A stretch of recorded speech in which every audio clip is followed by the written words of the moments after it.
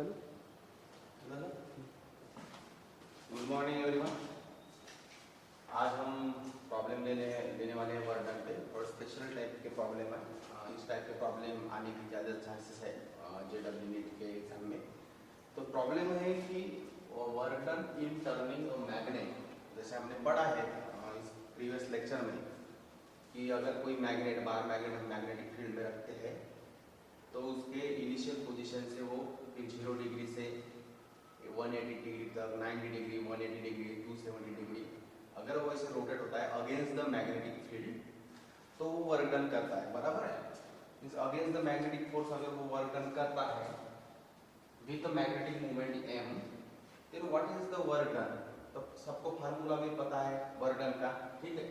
तो ये प्रॉब्लम थोड़ा अलग टाइप का है। यहाँ पे दिया है कि work done in turning a magnet of magnetic movement, जिसका मैग्नेटिक मूवमेंट m है, bye angle 90 degree from meridian. Meridian means वो पहले इनिशियल पोजीशन पे, अगर मैग्नेटिक n पोल है, s पोल है, magnetic field n to s pole apply किए, उसमें बार मैग्नेट है, तो ये जो इनिशियल पोजीशन है अलोंग द मेरिडियन, तो उस कंडीशन पे वो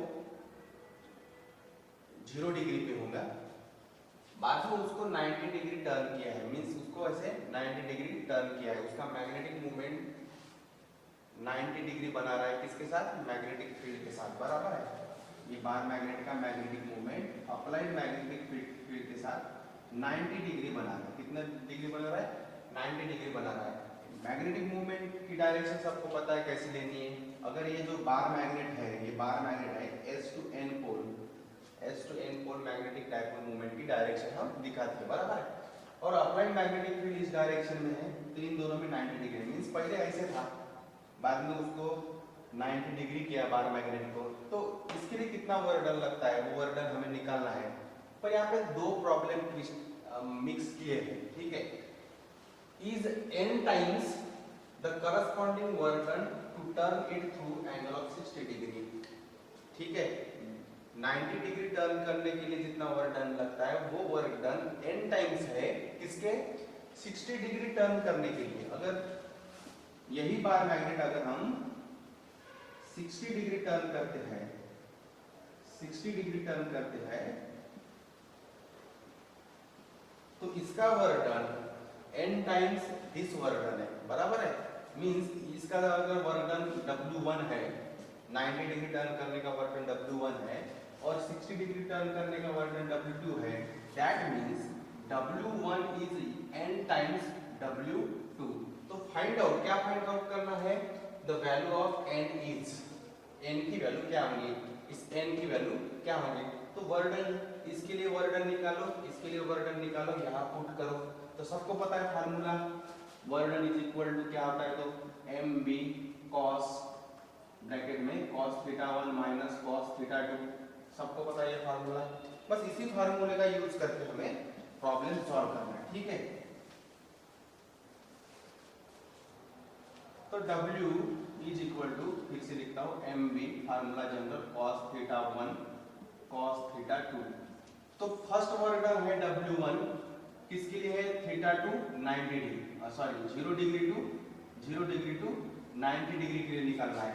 तो क्या होगा, W1 is equal to mb, value वाला प्रॉब्लम नहीं है, यहाँ पे वैल्यू पुट करो फिर उसको कैलकुलेट करो, नहीं, फार्मूले की फॉर्म में उसको हमें सॉल्व करना है, ठीक है। तो W1 is equal to mb cos θ1, θ1 क्या है, 0 degree means 1, minus cos 90 degree 0 means ये हो गया 1 minus 0 1, 1 into mb। Now W2 किसके लिए निकालना है हमें, 0 degree to 60 degree, 0 degree to 60 degree, ठीक है।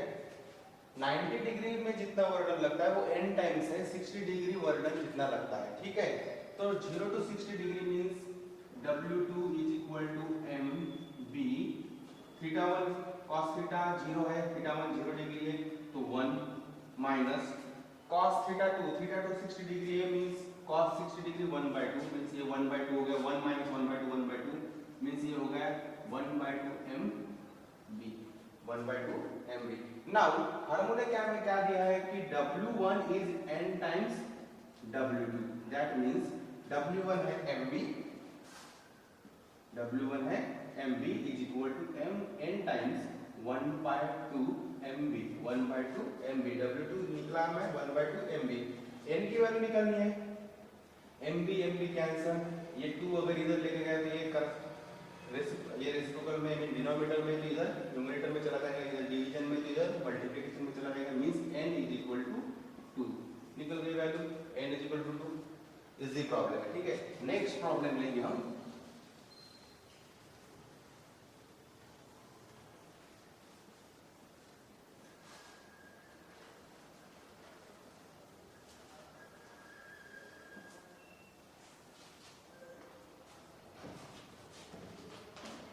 नेक्स्ट प्रॉब्लम है अ बार मैग्नेट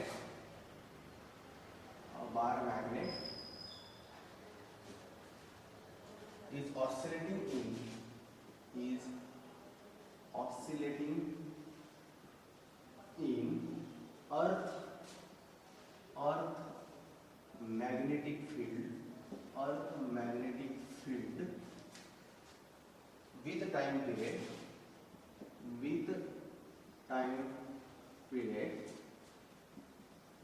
ये भी स्पेशल टाइप का प्रॉब्लम है। ठीक है, टाइम पीरियड का प्रॉब्लम है। टाइम पीरियड का मैंने फार्मूला आपको लिख के नहीं दिया है। ठीक है, अर्थ मैग्नेटिक फील्ड में अगर बार मैग्नेट कोई सस्पेंडेड है, ठीक है, आपको उसको सस्पेंडेड किया है, ये अर्थ है, अर्थ पे आपने वो बार मैग्नेट सस्पेंड किया है, तो उस बार मैग्नेट क्या होगा, टर्न होगा, बराबर है, according to magnetic field of earth वो टर्न होगा, बराबर है। तो टर्न होगा तो उसको डेफिनेटली उसको पीरियोडिक टाइम होगा उसके रिवॉल्यूशन का, उसके जो सर्कुलर मोशन है उसका। ठीक है, या रोटेशनल मोशन जो होगा करस्पॉन्डिंग टू दिस वायर, तो सस्पेंडिंग वायर के करस्पॉन्डिंग जो भी रोटेशनल मोशन है उसका डेफिनेटली पीरियोडिक टाइम होगा। तो उसका भी फार्मूला है, आपको इस प्रॉब्लम में पता चल जाएगा। ठीक है, इफ इट्स मास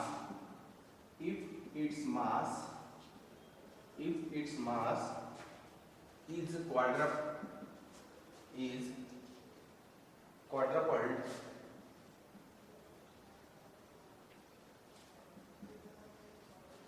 quadrupled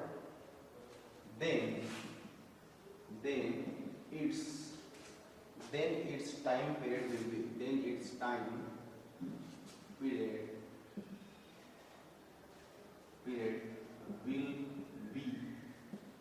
तो अगर कोई बार मैग्नेट ऑसिलेट हो रहा है अर्थ मैग्नेटिक फील्ड में, ऑसिलेट हो रहा है अर्थ मैग्नेटिक फील्ड में, तो डेफिनेटली हर एक ऑसिलेशन को उसका खुद का मैग्नेटिक पीरियोडिक टाइम रहता है, बराबर है।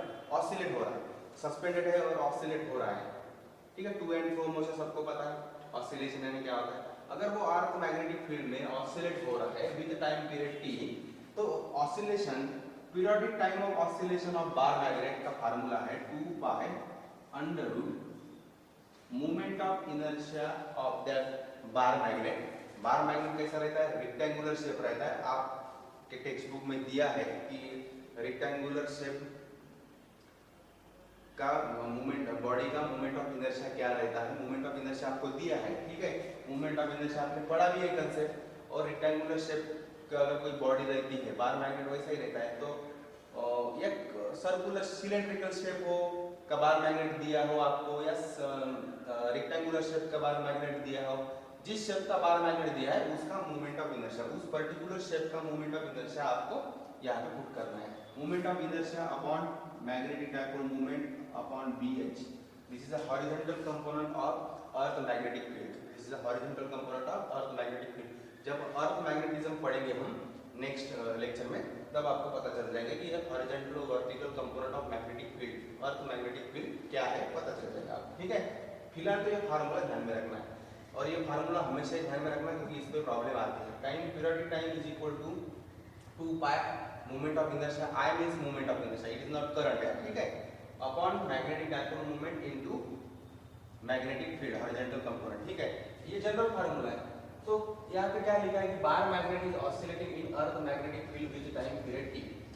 जनरल में इस पीरियोडिक टाइम में वो ऑसिलेट हो रहा है, पर अगर इसका मास 4 टाइम हो जाता है, अगर उसका mass 4 time means quadrate means उसका मास क्या होगा 4 टाइम्स है, means moment of inertia is equal to क्या होता है, I is equal to general formula mr², सबको पता है mr² means moment of inertia is directly proportional to the mass, moment of inertia is directly proportional to the mass, इस फार्मूले के हिसाब से, ठीक है। अब 4 टाइम्स हुआ है मींस अगर मास 4 टाइम्स हुआ है, I dash is equal to 4 times mass हुआ है, ठीक है, तो I डैश इसकी जगह मुझे 4mr², ये mr² क्या है, ये वैल्यू है, means I dash is equal to 4 times I, means पहले मोमेंट ऑफ इनर्शिया के 4 टाइम्स अब का ही मोमेंट ऑफ इनर्शिया हो जाएगा। अगर मास 4 टाइम्स बढ़ता है डेफिनेटली फिर मोमेंट ऑफ इनर्शिया भी 4 टाइम्स बढ़ेगा, मींस T डैश इस पर्टिकुलर कंडीशन के लिए पीरियोडिक टाइम क्या होगा, तो T dash is equal to 2 pi under root I upon, अब I नहीं, यहाँ पे I डैश MBH, क्योंकि T dash is equal to I dash, बराबर है, इसकी करस्पॉन्डिंग लिखना है आपको। तो यही फार्मूला क्या होगा, 2 pi under root I dash की वैल्यू क्या है, 4 टाइम्स I। अगर मास 4 टाइम्स बढ़ता है, क्योंकि moment of inertia directly proportional to mass है, तो मास अगर 4 टाइम्स बढ़ता है तो डेफिनेटली मोमेंट ऑफ इनर्शिया भी 4 टाइम्स बढ़ेगा। दैट मींस जो न्यू मोमेंट ऑफ इनर्शिया है वो भी ओल्ड मोमेंट ऑफ इनर्शिया के 4 टाइम्स होगा, ठीक है। तो ये 4 times I upon MBH। Now 4 को मैं बाहर लिखता हूं तो 4 का स्क्वायर रूट क्या होगा, 2 होगा, ठीक है। तो T dash is equal to, मैं 4 स्क्वायर रूट लूंगा, 4 का बाहर लिखूंगा तो क्या होगा, 2 इंटू, ये फार्मूला एज इट इज लिखूंगा, देखो 2 pi under root I upon MBH, यहाँ पे I डैश, T डैश है, इस पर्टिकुलर कंडीशन पे मैंने T डैश निकाला है, पहले ये ओरिजिनल है, ओरिजिनल इस टाइम पीरियड से वो ऑसिलेट हो रहा है, बाद में मास अगर बढ़ता है तो T डैश, पीरियोडिक टाइम क्या होगा, न्यू पीरियोडिक टाइम क्या होगा उस पर्टिकुलर मास के लिए, तो T dash is equal to I dash, बराबर है, 2 pi into under root I dash MBH, I dash मैंने निकाला, यहाँ पे पुट किया, स्क्वायर रूट लिया मैंने, तो देखो ये जो इतनी जो वैल्यू है ये कौन सी है, ये वैल्यू है, बराबर है। तो means T dash is equal to 2 times T, means अगर मास 4 टाइम्स बढ़ता है तो टाइम कितने टाइम बढ़ता है, 2 टाइम्स बढ़ता है, बराबर है, डबल होता है। अगर मास 4 टाइम्स बढ़ेगा तो टाइम, पीरियोडिक टाइम क्या बढ़ेगा, 2 टाइम्स बढ़ेगा, मींस इसका मतलब है कि time is directly proportional to under root of mass under root of I, periodic time is directly proportional to square root of mass square root of I, ठीक है। मास है ये, ठीक है, मैं स्मॉल m लिखूंगा, ठीक है, यहाँ पे स्मॉल m लिखूंगा क्योंकि आपका ऑलरेडी मैग्नेटिक डायपोल मोमेंट का कैपिटल M है, small m means periodic time is also inversely proportional to square root of magnetic dipole moment reciprocal of magnetic field, means inversely proportional to magnetic dipole moment, inversely proportional to the magnetic field, directly proportional to mass, directly proportional to moment of inertia। अगर inertia 4 times बढ़ता है तो time 2 times बढ़ेगा, क्योंकि 4 का square root क्या होगा, 2 होगा, ठीक है। तो ये रिलेशन ध्यान में रखना है आपको, ठीक है। This is all about the periodic time of the bar magnet oscillate in earth magnetic field, ठीक है, ये ध्यान में रखना है।